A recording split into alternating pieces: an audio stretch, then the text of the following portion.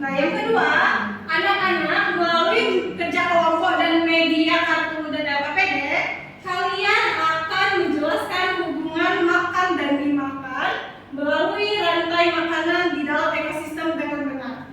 Apa yang kalian lihat di gambar ini? Ular. Ada ular. Iya, ada ular. Ada salmon, ada jamur, ada sawah, ada sawah, ada burung, ada gunung ya. Nah, kira-kira apa benda yang hidup di situ? Benda hidup. Selang. Hewan-hewan hidup, Bu. Hewan-hewan. Ada elang, Bu. Ada ular, ada tanaman, belalang. Terus Kata. kalau jamur itu kira-kira hidup nggak ya? Hidup. Jadi jamur juga termasuk hidup ya. Ya. Ini kira-kira apa makhluk yang mati? Batu. Air. Ada batu, Iya. terus ada air, apa lagi? Tanah. Nah, dari yang kalian lihat tadi, itulah yang dinamakan ekosistem. Di mana di dalam ekosistem ini ada interaksi timbal balik antara makhluk hidup biotik dan benda yang tidak hidup abiotik di dalam suatu lingkungan. Seperti bisa kita ibaratkan kita di sekolah, ada kita, ada teman-teman, serta lingkungan sekolah. Itu juga bisa disebut dengan mini ekosistem. Nah, contoh ekosistem ini ada banyak. Contohnya ada ekosistem sawah, ekosistem hutan, ekosistem laut, lalu ada ekosistem kolam.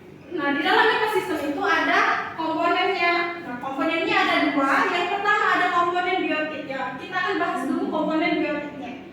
Komponen biotik ini disebut tadi makhluk hidup. Nah, di dalam komponen biotik ini ada lagi namanya produsen, konsumen, dan pengurai. Produsen ini adalah tumbuhan yang menghasilkan tanaman sendiri.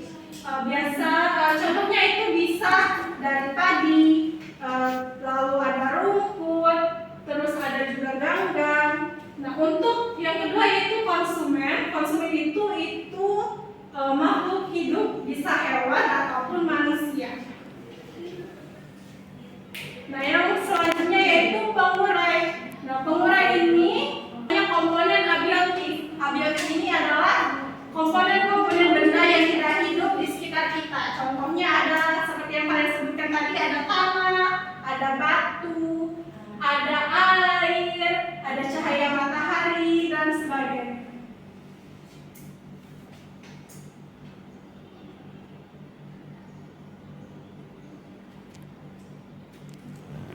Nah, di dalam ekosistem itu juga ada namanya rantai makanan, di mana ini adalah urutan hubungan yang makan dan dimakan antara makhluk hidup. Nah, di sini ada contohnya ya. Di gambar ini ada contohnya. Ada contoh dari padi. Nah, padi itu dimakan oleh belalang. Nah, belalang itu dimakan oleh katak. Setelah itu, katak dimakan oleh ular dan ular dimakan oleh elang. Elang mati, setelah itu diurai dengan oleh jamur dan bakteri. Bagi kelompok, kemarin Ibu sudah bagi kelompoknya. Kalian sudah dibagikan juga kartu peran masing-masing di dalam kelompoknya. Ibu bagikan LKPD.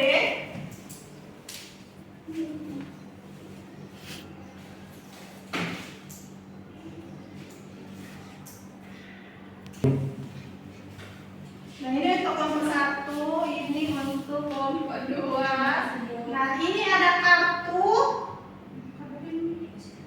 Ibu bagikan juga. Kalian ada 3 tugas. Nah, yang pertama kalian akan mengelompokkan komponen ekosistem berdasarkan komponen biotik dan abiotik berdasarkan kartu yang telah Ibu kasih ke kalian.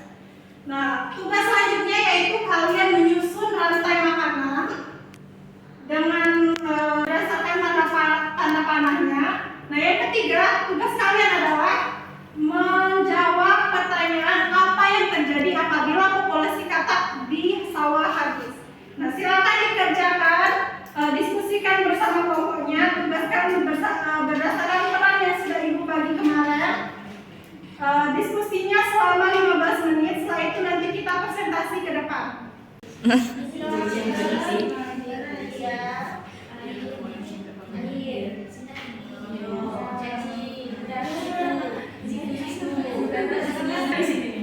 Ya, nanti ditulis di sini ya. Ya. Sudah selesai? Nah, kalau sudah selesai, kita presentasi ke depan. Kelompok 1, kelompoknya Nadia, silakan presentasi terlebih dahulu. Baik Ibu, sebenarnya.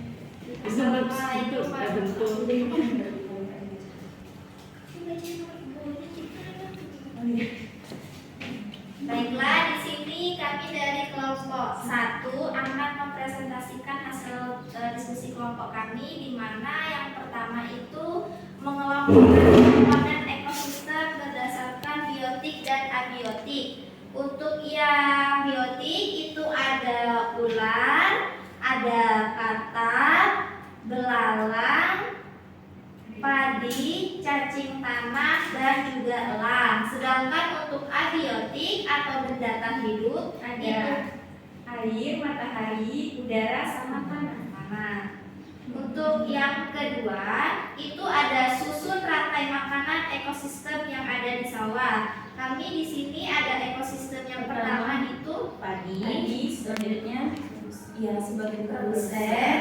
Kemudian padi itu dimakan oleh belalang, kemudian dimakan oleh katak, dan selanjutnya dimakan sama ular. ularnya dimakan sama elang, nanti elangnya diuraikan oleh cacing tanah.